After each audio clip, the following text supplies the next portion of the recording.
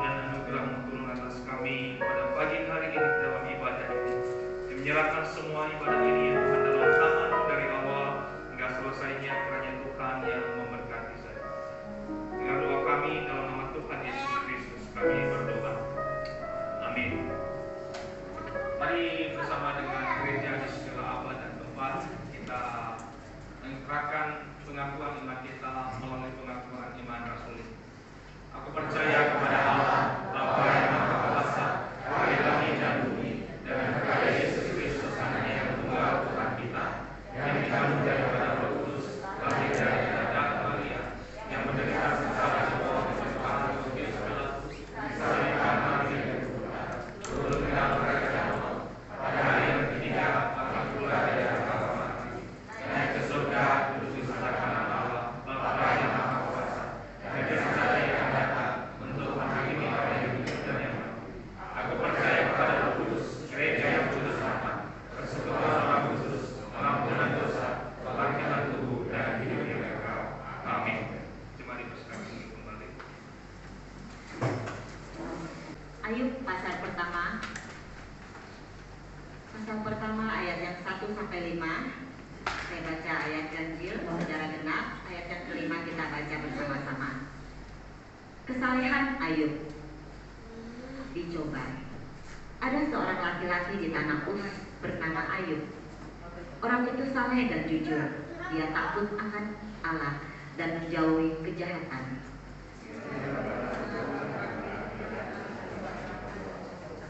Ia memiliki 7.000 ekor kambing domba, 3.000 ekor unta, 500 pasang lembu, 500 keledai betina, dan budak-budak dalam jumlah yang sangat besar, sehingga orang itu adalah orang terkaya dari semua orang di sebelah timur.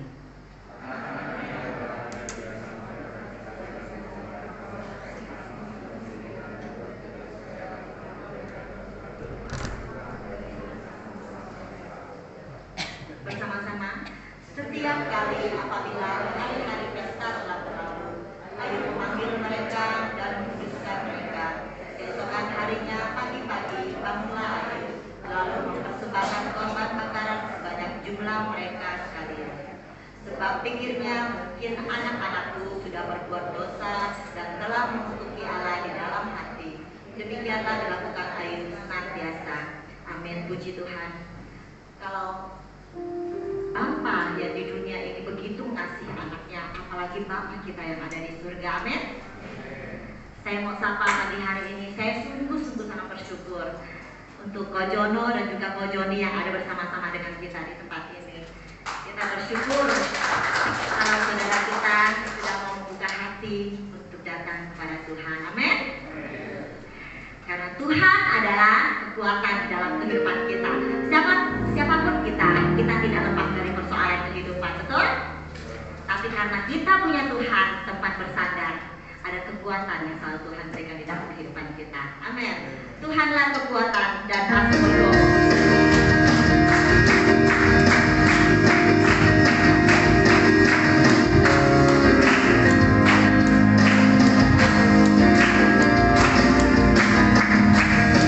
Ada padamu hatiku percaya.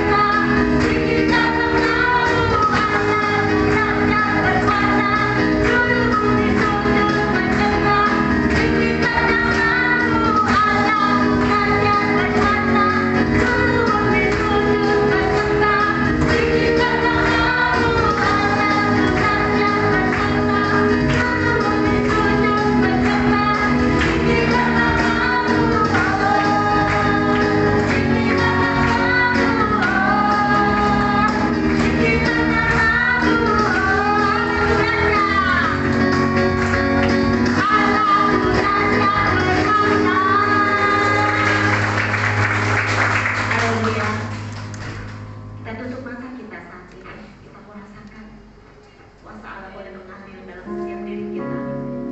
Tuhan boleh mengangkat segala beban kehidupan kita. Tuhan boleh menjadi satu-satunya yang terus mendukung, mensupport kita apapun yang terjadi dalam kehidupan kita. Saat dunia boleh mengecewakan, bahkan mungkin orang di sekeliling kita, keluarga kita, teman-teman kita, mungkin banyak yang mengecewakan. Tapi satu hal yang harus saudara ketahui, bahwa Tuhan tidak pernah kecewakan hati kita. Dia selalu ada di dalam setiap persoalan pergumulan kehidupan kita. Kita hanya perlu sampaikan kepada Yesus isi hatimu, sampaikan kepada Tuhan apa yang menjadi kerinduanmu,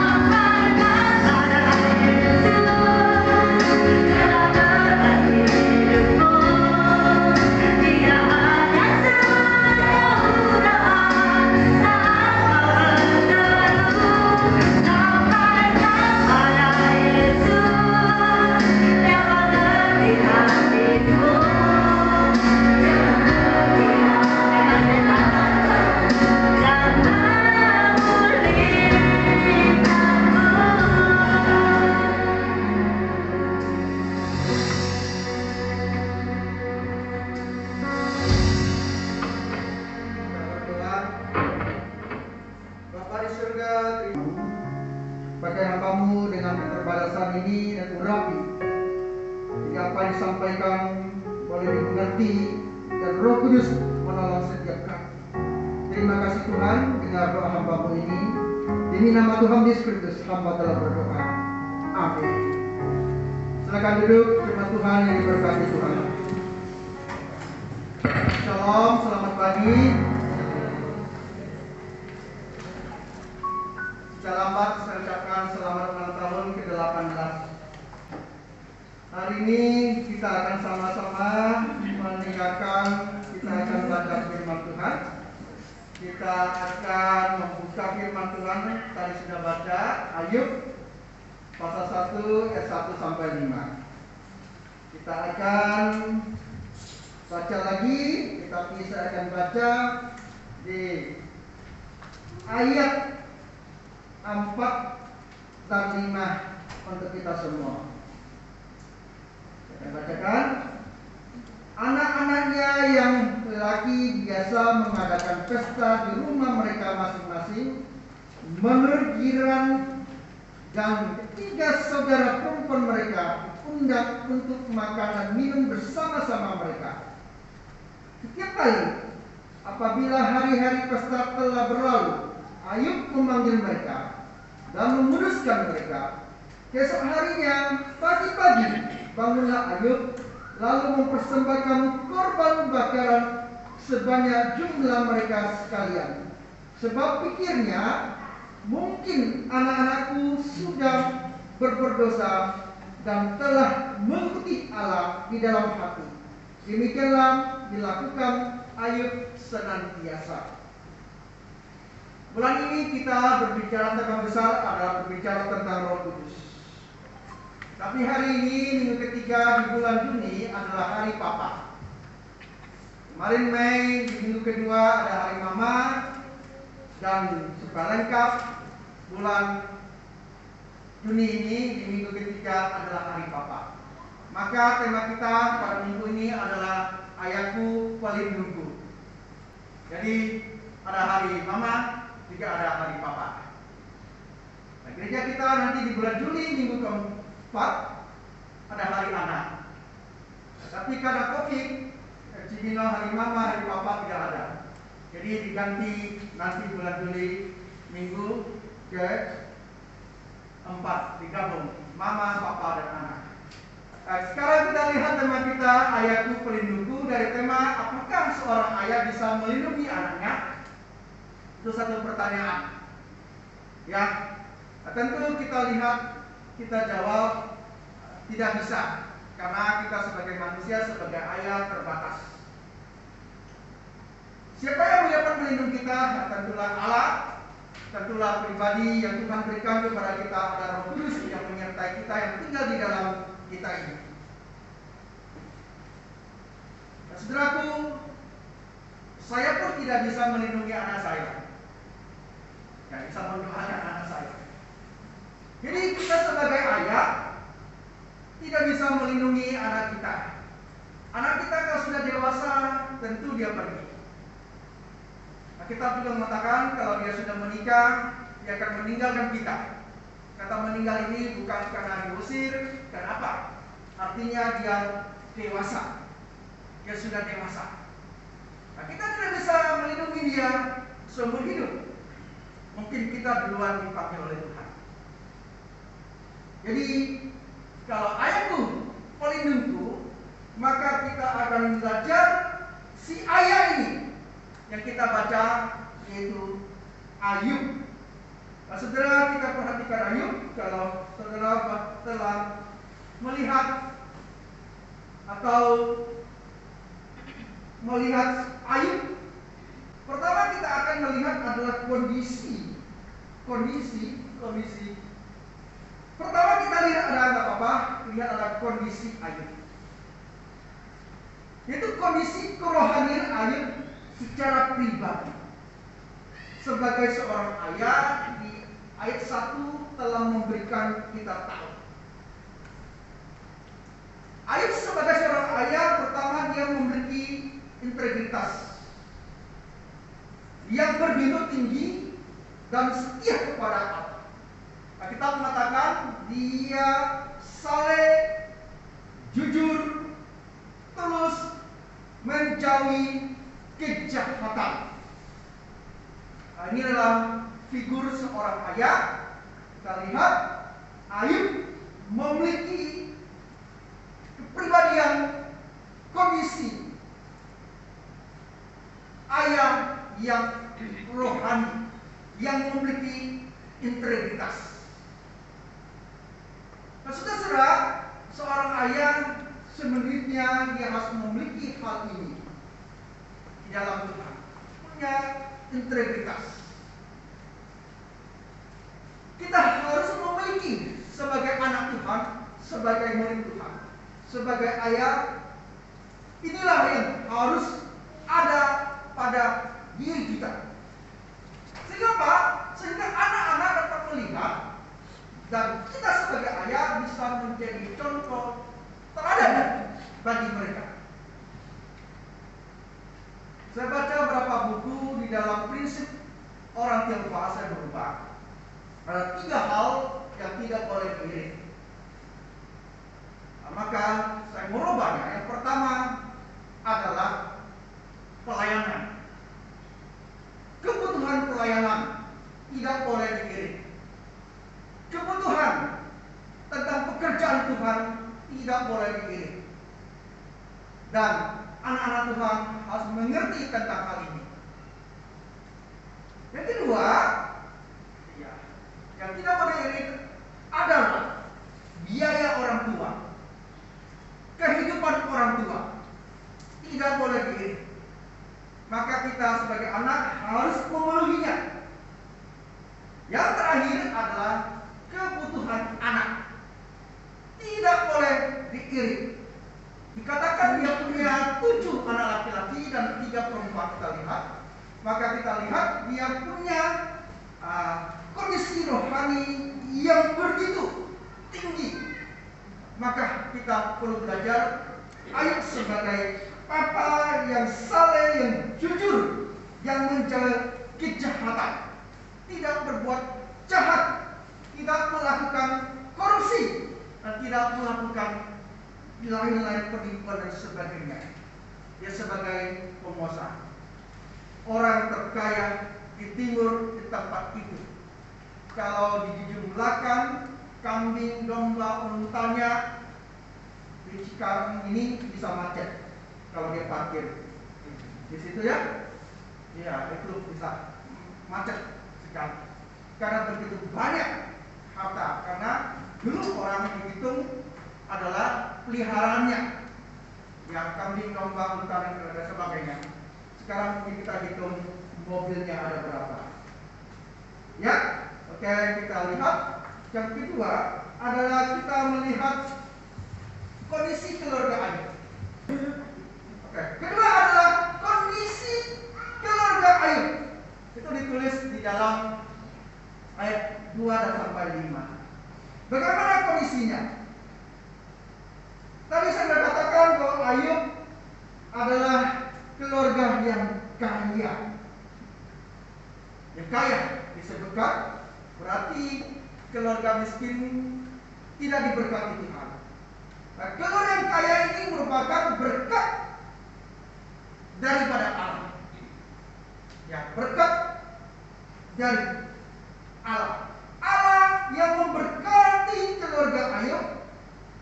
Sehingga kebiasaan kita lihat anak-anak Ayub di ayat 4.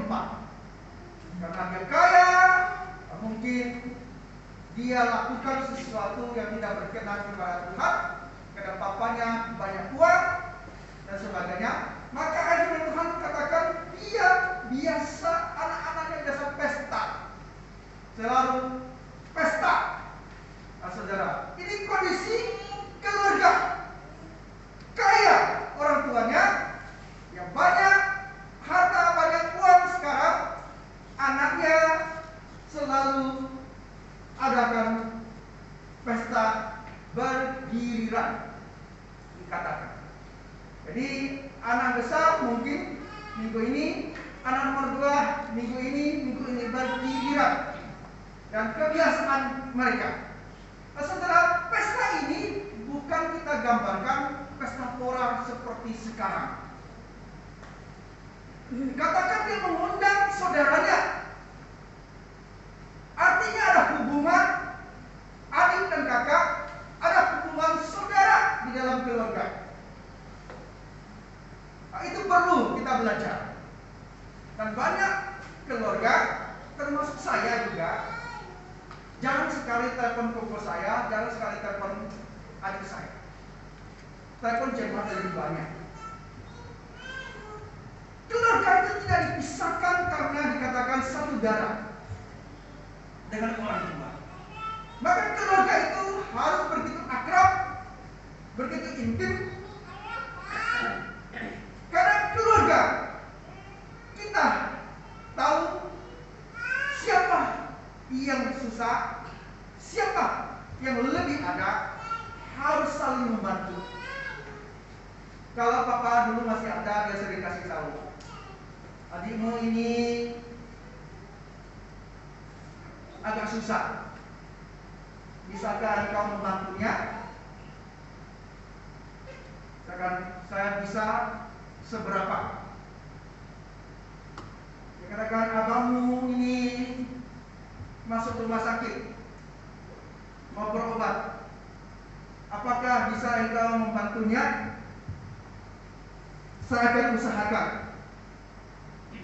Saudara-saudara, jadi dikatakan dia mengadakan pesta perkiraan, mengundang saudara-saudaranya.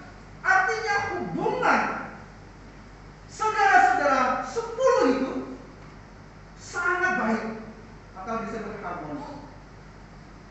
Maka dalam keluarga Kristen kita yang sudah percaya Yesus, saudara-saudara, kandung, sepupu dan sebagainya, itu juga harus harmoni baik hubungan kita. Karena saya lihat banyak orang tidak baik gara-gara harta, gara-gara ini dan sebagainya, gara-gara istrinya dan sebagainya. Jadi keluarganya masing-masing.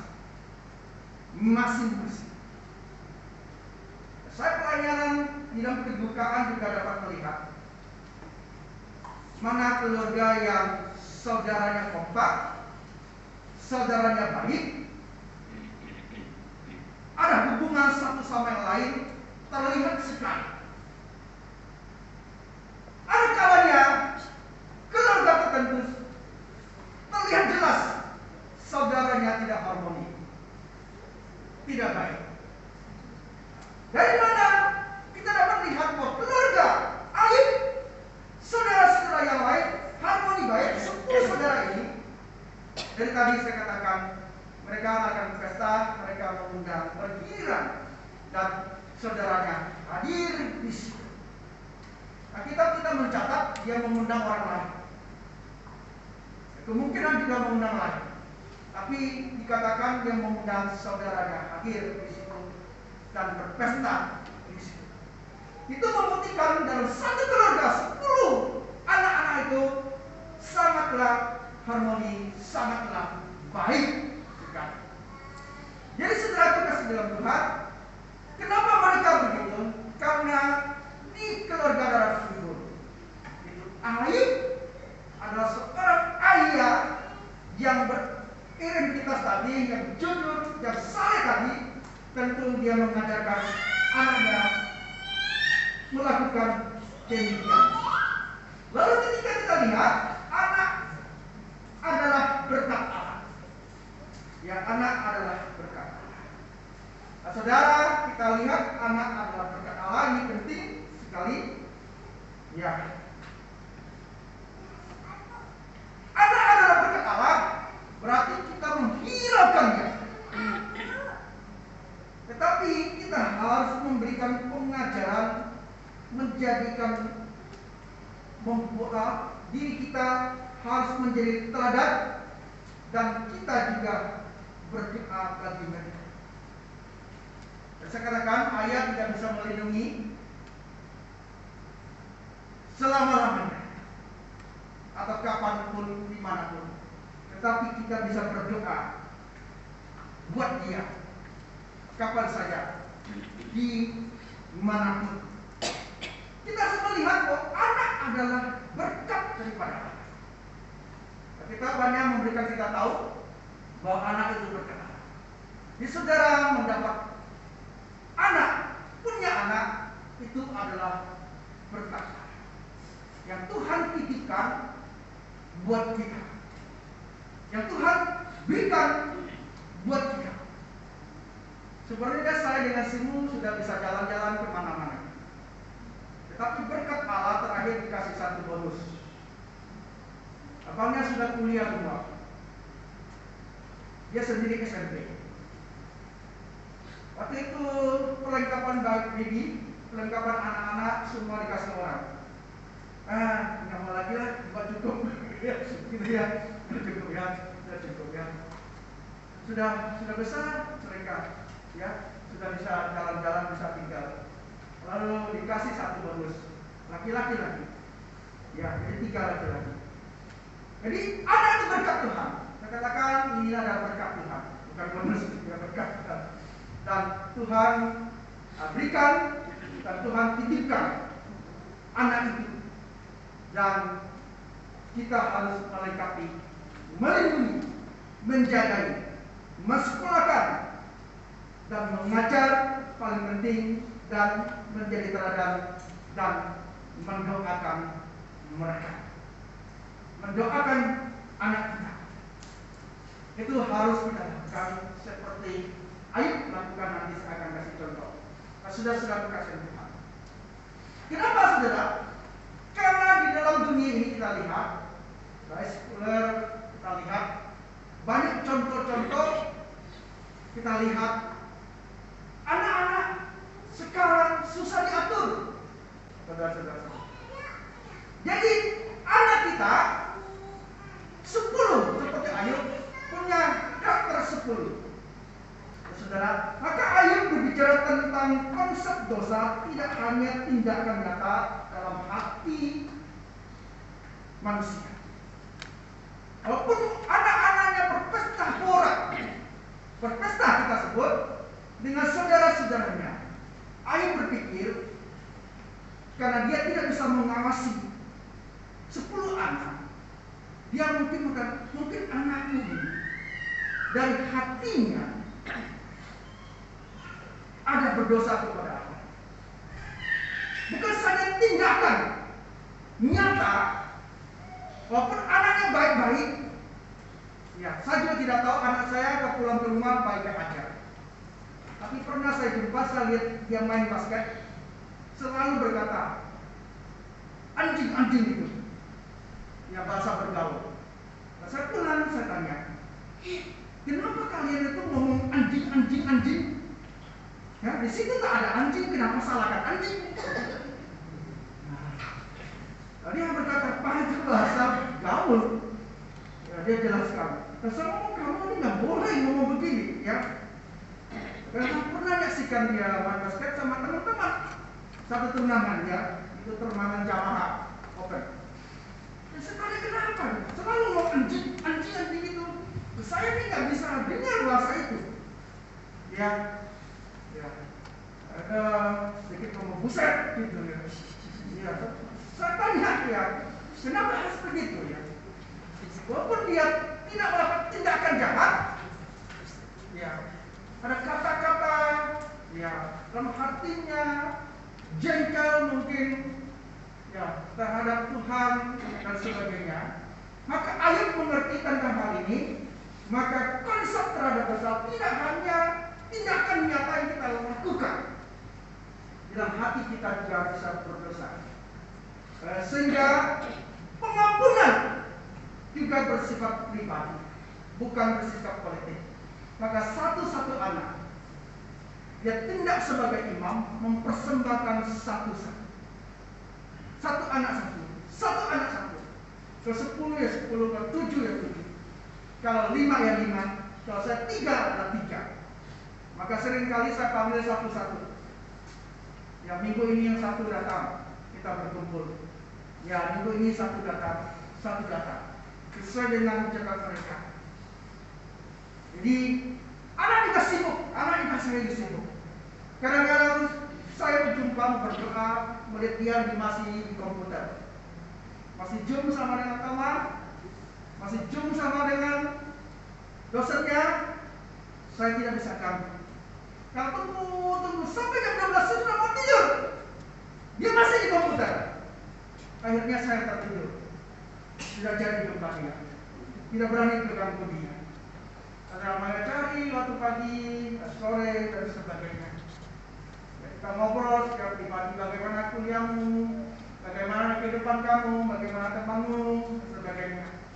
Hari ini kita pergi ya kemana, bisa enggak? Dikatakan tidak bisa.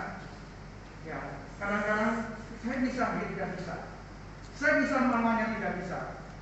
Dia bisa, mamanya tidak bisa dan sebagainya. Ya, maka ayo satu anak. Ya, ada waktunya kita berkumpul satu keluarga kita. Kita makan satu keluarga kita. Kita pergi satu keluarga kita. Nah, ayo lakukan itu. Karena dia tahu setiap anak punya karakter tersendiri dan setiap anak bisa berbuat dosa.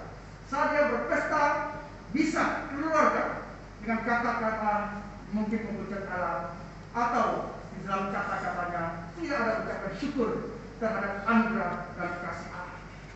Sebagai ayah, sebagai orang tua pada umumnya, kita juga harus memperhatikan itu kepada anak kita.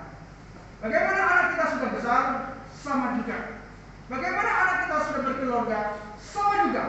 Semasa kita masih ada, Tuhan izinkan hidup dalam dunia ini, lakukanlah itu, yaitu berdoa dan berikan teladan, berikan contoh bagi anak-anak kita dan bagi menantu kita juga kalau sudah punya menantu, dan bawa mereka untuk di dalam Tuhan, bukan di luar Tuhan.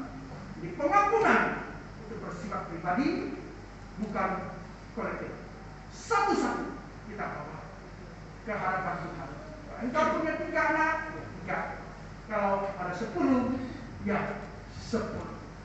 Jadi saudara kasih Tuhan, ini penting kita lakukan di dalam keluarga sebagai ayah, karena ayah kita selalu disebut sebagai imam. Bagaimana kalau ayahnya tidak bisa berperan sebagai imam? Ya, ibulah, tidak ada lain. Doakan kita suamiku, suatu hari dia berperan sebagai imam. Kalau saya tidak ada, ya, sungguh saya ibunya yang memimpin sebagai imam di rumah. Kalau Senin Peren bagaimana? Ya, sama tadi, saudara harus mengambil ini dan sudah lakukan. Itu mendoakan anak kita. Itulah wujud kita melindungi mereka. Itulah nyatanya kita melindungi mereka dari si jahat melalui doa kita. Tentu yang melindungi ada Allah kita yang kita sembah di dalam Kristus, bukan kita. Dan kita bisa lakukan yang saya sebutkan tadi, selalu mendoakan, berserah kepada Tuhan. Saudara kasih Tuhan, anak saya nomor 2, ya saya lupa hampir berapa tahun yang lalu, itu dia naik motor bersama temannya, jatuh, ditabrak, dikris sama tronton. Itu berapa ton itu? Cepat sekali lewat, pecah. Ya, dia berkata, "Pak, saya tidak bisa main basket lagi." Kalau nggak apa-apa, ya kita ke rumah sakit, kita ke pulang, saraf dan sebagainya. Ya, dia berbaring di rumah sakit hampir 1 bulan lebih. Ya, tidak kembali normal. Kita hanya bisa berdoa, kami bisa berdoa, berserah. Tuhan melindungi anak. Saya sebagai ayahnya, sebagai orang tuanya, berserah penuh kepada. Nah, inilah tugas kita. Hari yang terakhir akan penting lagi kita. Mengapa saya sebut ayat yang bisa melindungi?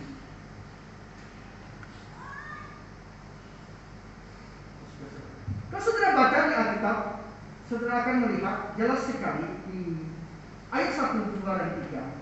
Dia punya laki-laki, anak laki-laki 7, anak perempuan 3. Kambing domba ada 7.000, unta ada 3.000, lembu ada 5.000. Ada betina ada berapa? Oke, sekarang kita bandingkan. Kita bandingkan Ayub 42.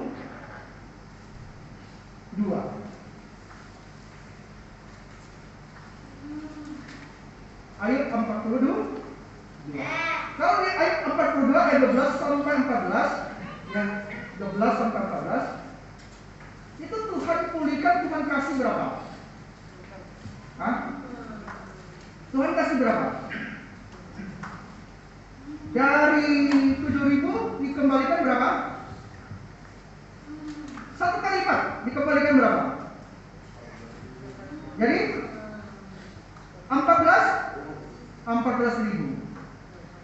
Dari ontanya 6.000, lembunya 1.000, keledai betinanya 1.000. Anaknya berapa? Kalau dikembalikan 1 kali lipat, hah? Anaknya berapa?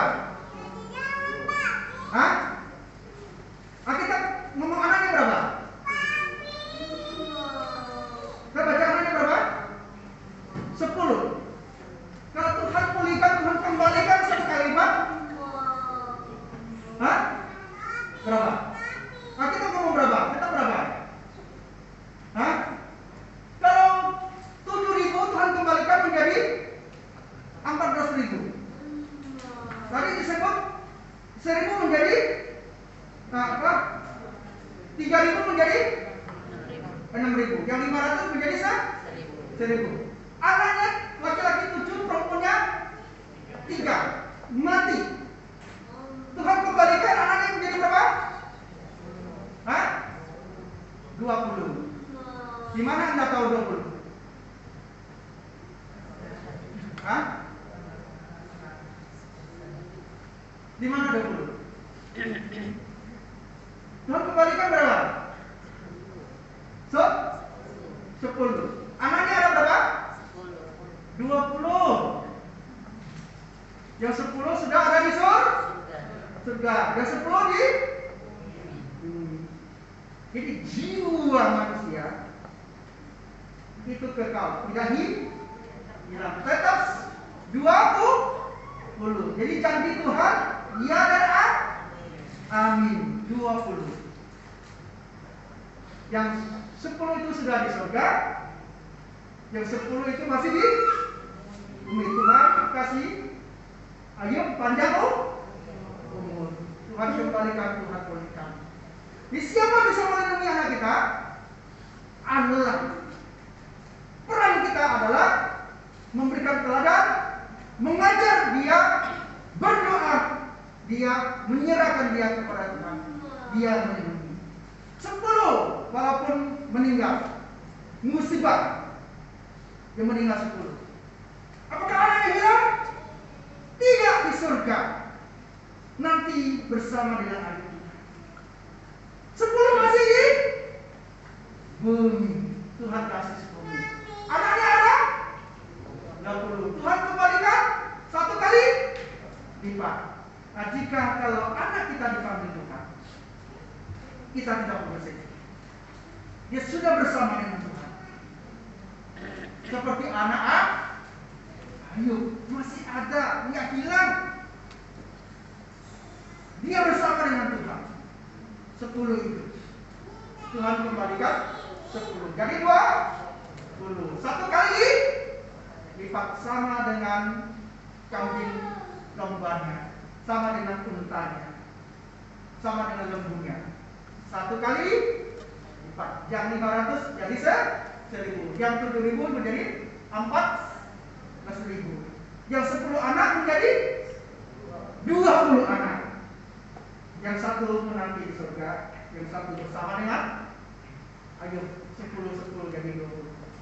Nah, ini kita mengerti Tuhan itu melindungi, menjaga, bukan hanya saat kita di bumi. Tetapi nanti kita kembali ke surga, kita tetap bisa bertemu, kita bisa berjumpa dengan Dia. Nah, jika hari ini ada keluarga kita yang telah dipanggil Tuhan, juga sama, dia tidak hidup, dia ada bersama dengan Tuhan. Maka orang Kristen hidup dalam dunia ini bersama dengan Tuhan. Nanti kita mati juga bersama dengan Tuhan. Maka Roh Kudus tidak pernah meninggalkan kita. Sekarang kita hidup bersama dengan Tuhan. Tiap pagi kita panggil Tuhan Yesus. Kita datang beribadah, kita berdoa, berpanggil Tuhan Yesus. Kita bekerja, kita panggil Tuhan Yesus. Tiba-tiba kita dipanggil Tuhan. Tiba-tiba saya stop, jatuh, mati. Bersama dengan siapa? Dengan Tuhan. Juga bersama dengan Tuhan. Dan itulah keindahan kita. Itulah dari firman Tuhan. Jadi kita belajar yuk menjadi ayah yang baik. Tetapi sekarang bukan manusia saja, bukan anak saja yang melawan orang tua.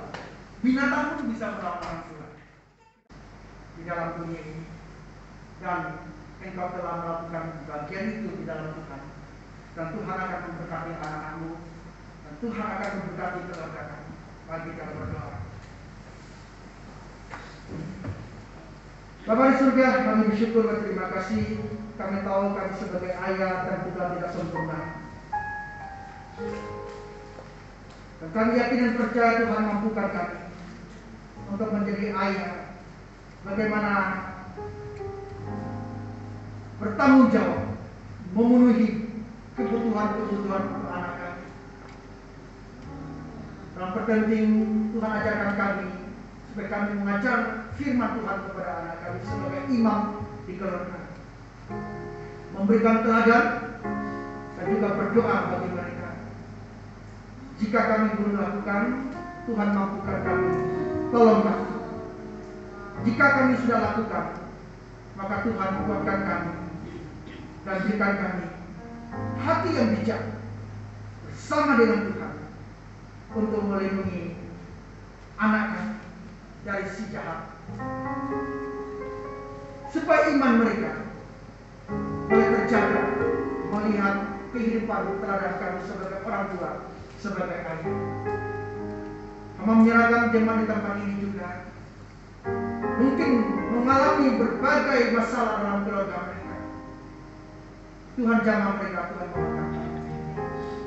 Mungkin mereka ada kehilangan anak-anaknya, sudah dipanggil Tuhan. Maka pagi hari ini firman-Mu menguatkan.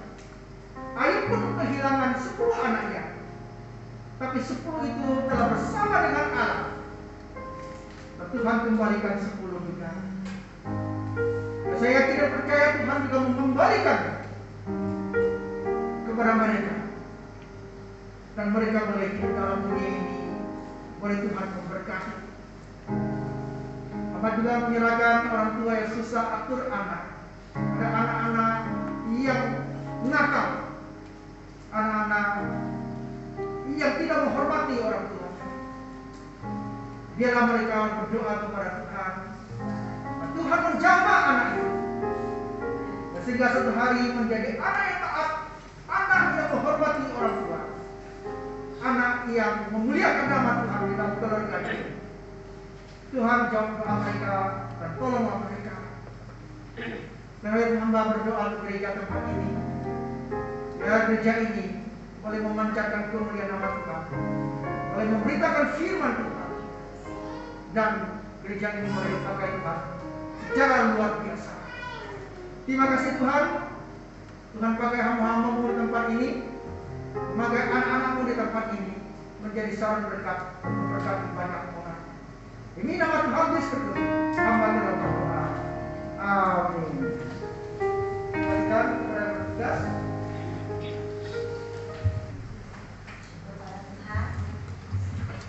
Kalau firman yang begitu indah sudah kita dengar, kita boleh memiliki hubungan yang penuh harmoni, baik pada saudara kita, keluarga kita, terutama kepada Tuhan kita. Terima kasih untuk Mose atas firman-Nya yang begitu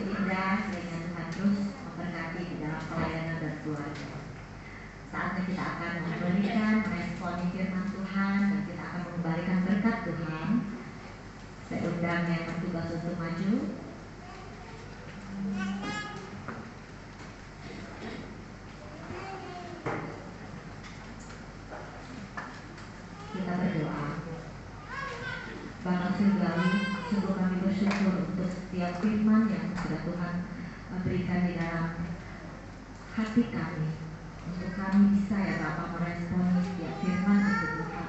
Kami percaya Tuhan merupakan suatu kerinduan kami semua ya Bapak, kalau kami boleh memiliki hubungan yang harmoni, baik di dalam keluarga, hubungan suami istri, istri dengan anak, suami dengan anak, atau mungkin dengan saudara kami Tuhan.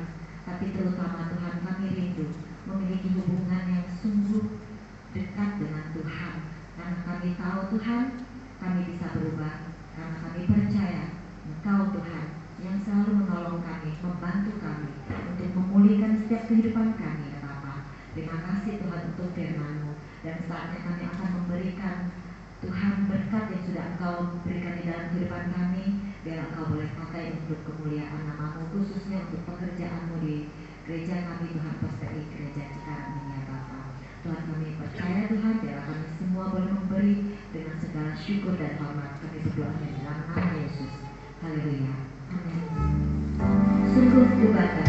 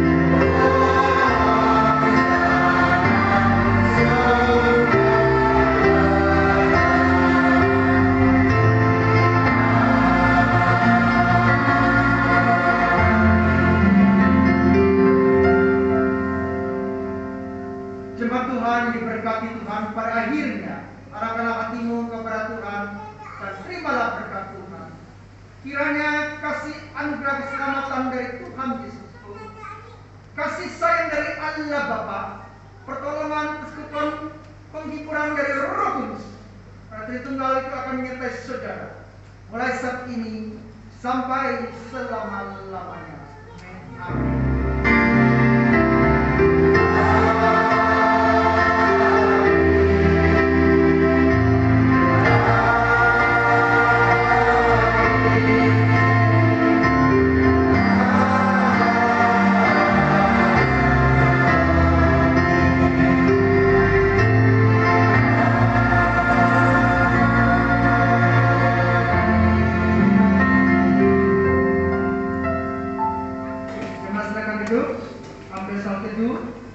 ibadah kita selesai. Selamat hari Minggu.